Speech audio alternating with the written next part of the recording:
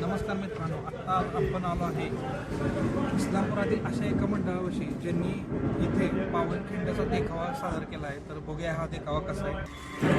Cricket आहे.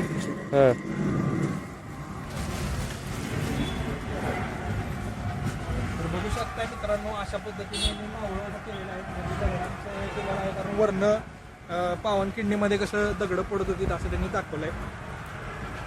या साईडनं बाजी प्रभू पक्ष शेवटला दाखवलं.